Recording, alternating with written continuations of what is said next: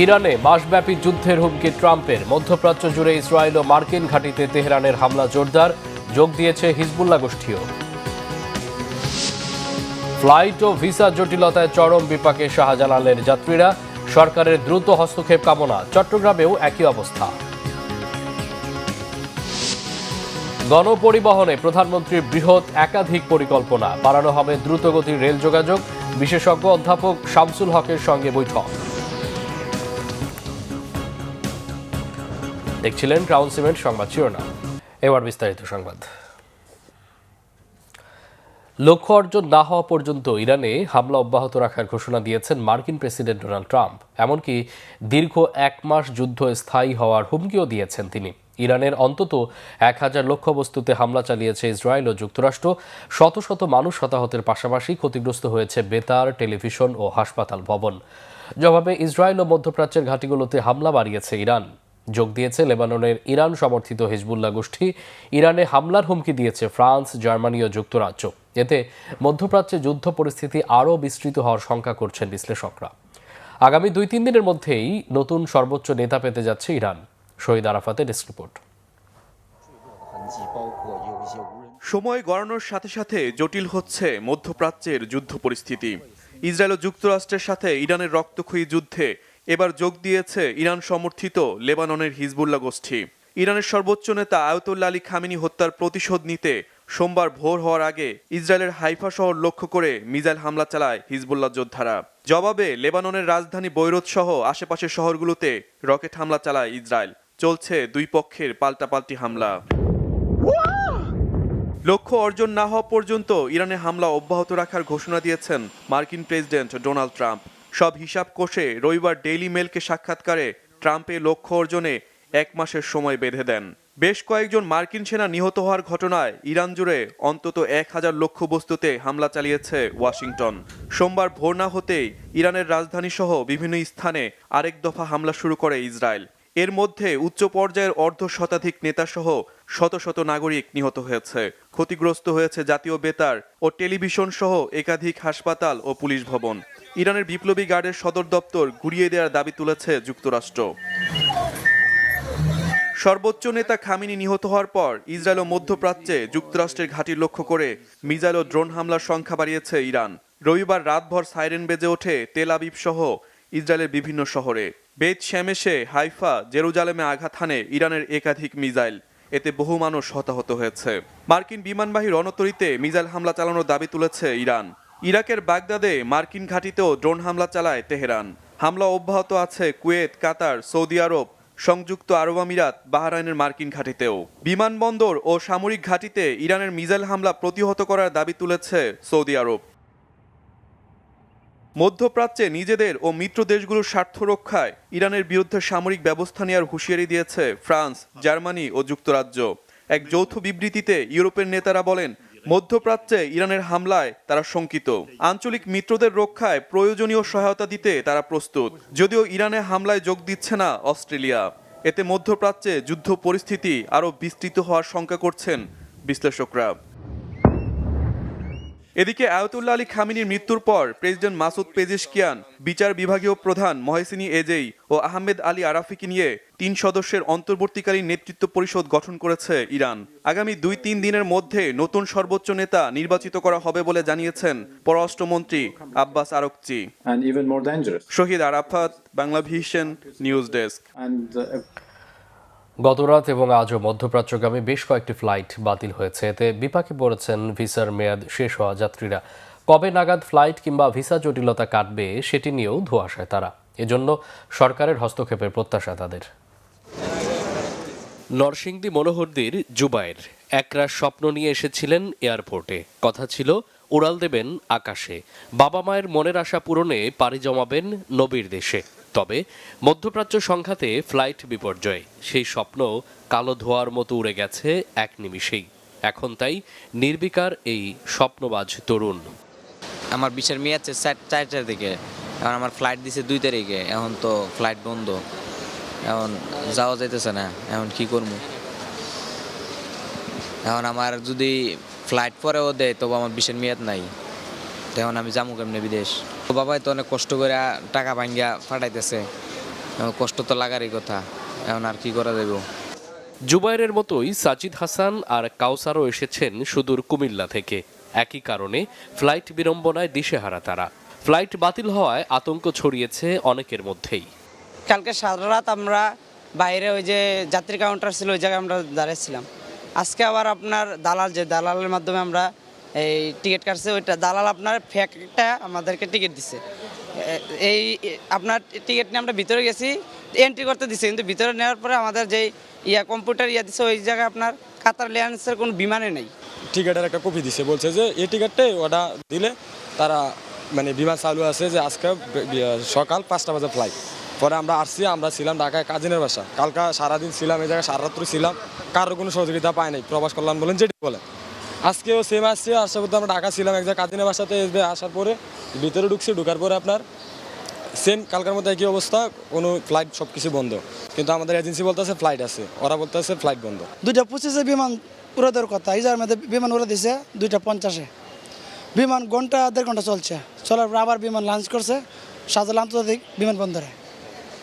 এখন মনে করেন কাউন্টারে গেলে বলে যে আমাদের কোনো কিছু করার নাই, মানে আপনারা অফিসে যোগাযোগ করেন।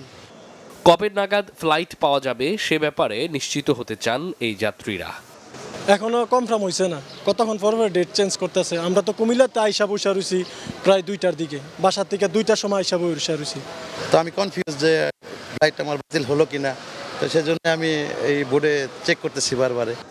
মধ্যপ্রাচ্য সংঘাতের কারণে সোমবারও ঢাকা থেকে দোহা, কুয়েত, শারজা ও দুবাইগামী বেশ কয়েকটি ফ্লাইট বাতিল হয়। মামুন আব্দুল্লাহ, বাংলা ভিশন, ঢাকা। এদিকে মধ্যপ্রাচ্যের কয়েকটি দেশে এয়ারফিল্ড বন্ধ থাকায় চট্টগ্রাম বিমানবন্দর থেকে এ পর্যন্ত 25টি আন্তর্জাতিক ফ্লাইট বাতিল করা হয়েছে। সোমবার চট্টগ্রাম বিমানবন্দর থেকে বিমান বাংলাদেশ এয়ারলাইন্সের মধ্যপ্রাচ্যগামী 2টি ডিপার্চার ফ্লাইট বাতিল ঘোষণা করা হয়। মধ্যপ্রাচ্যগামী ইউএস বাংলা এয়ারলাইন্সের একটি ডিপার্চার ফ্লাইট ও একটি এরাইভাল ফ্লাইট বাতিল ঘোষণা করা হয়েছে। এয়ার অ্যারাবিয়ার মধ্যপ্রাচ্যগামী একটি ডিপার্চার ফ্লাইট বাতিল করা হয়েছে। চট্টগ্রাম আন্তর্জাতিক বিমানবন্দরের জনসংযোগ কর্মকর্তা প্রকৌশলী মোহাম্মদ ইব্রাহিম খলিল এসব তথ্য জানিয়ে বলেন, মাস্কাট থেকে আসা সালাম এয়ারের একটি ফ্লাইট চট্টগ্রাম বিমানবন্দরে সকাল 8:15 অবতরণ করে।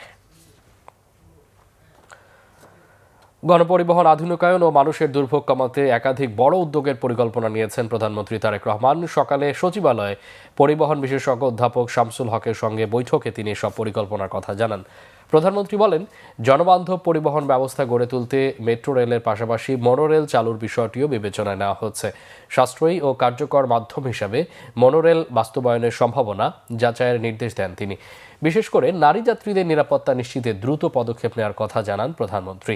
আগামী 6 মাসের মধ্যে নারীদের জন্য বিদ্যুৎ চালিত বিশেষায়িত বাস নামানোর পরিকল্পনার কথা তুলে ধরেন তিনি। এসব বাসে নারী চালক নিয়োগের বিষয়ে গুরুত্ব দেন প্রধানমন্ত্রী, যাতে নারীরা নিরাপদ ও স্বাচ্ছন্দ্যে চলাচল করতে পারেন। ঢাকার গণপরিবহন ব্যবস্থায় আমূল পরিবর্তন আনার পাশাপাশি রাজধানীকে বিকেন্দ্রীকরণের বিষয়েও গুরুত্ব দেন প্রধানমন্ত্রী তারেক রহমান। এছাড়া আগ্রহ প্রকাশ করেন দ্রুতগতির রেলভিত্তিক যোগাযোগ ব্যবস্থা গড়ে তোলারও। উনি এখন ঘিঞ্জি এলাকাগুলি, অপরিকল্পিত এলাকাগুলিতে যেখানে মেট্রো যাবে না,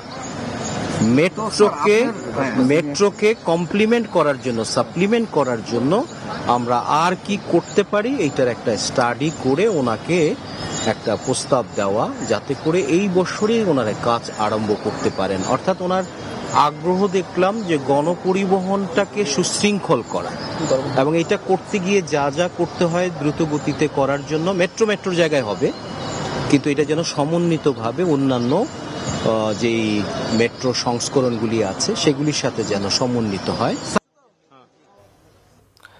হরমুজ প্রণালী বন্ধ থাকলেও জ্বালানি সহ অন্যান্য পণ্যের সংকট হবে না বলেছেন বাণিজ্যমন্ত্রী খন্দকার আব্দুল মুক্তাদির।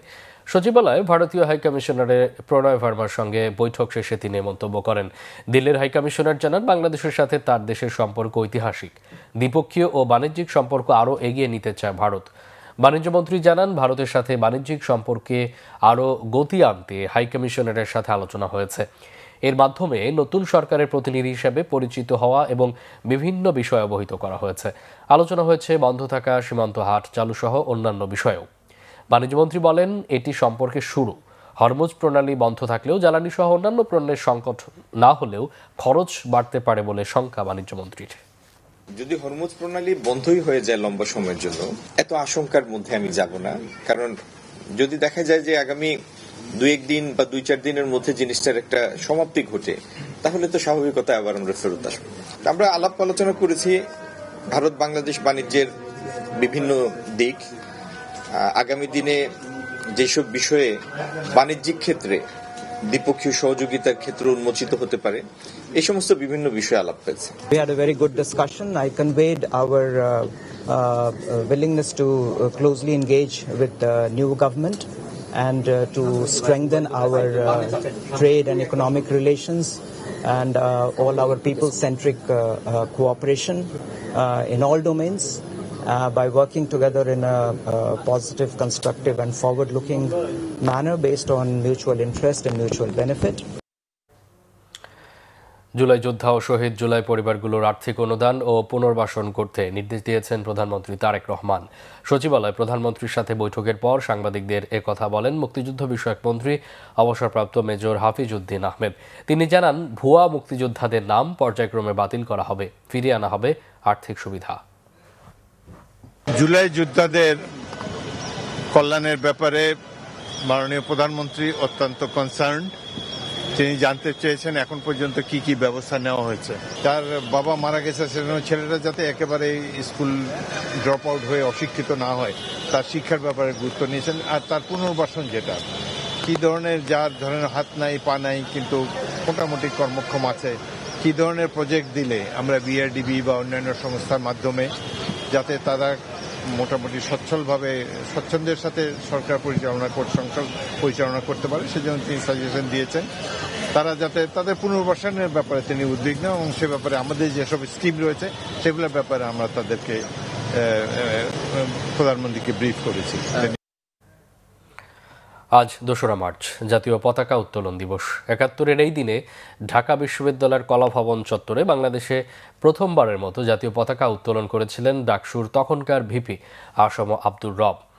দিবসটি উপলক্ষে সকালে বটতলায় পতাকা উত্তোলন ও আলোচনা সভা করে বিশ্ববিদ্যালয় কর্তৃপক্ষ। তবে অসুস্থ থাকায় উপস্থিত হতে পারেননি প্রধান অতিথি আসম আব্দুর রব। 3টিতে জাতীয় প্রেস ক্লাবে আলোচনা সভা করে জাতীয় সমাজতান্ত্রিক দল জাসদ।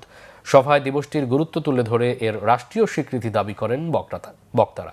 মুক্তিযুদ্ধের চেতনায় মানবিক ও গণতান্ত্রিক বাংলাদেশ বিনির্মাণে প্রচলিত শাসন কাঠামো সংস্কারে বর্তমান সরকারকে আহ্বান জানান বক্তারা। এই ছিল এখনকার মতো। পরে সংবাদ সন্ধ্যা 6টায়। এর আগে 5টায় রয়েছে নিউজ টপ 10 দেখার আমন্ত্রণ রইল। এতক্ষণ সাথে থাকায় অসংখ্য ধন্যবাদ।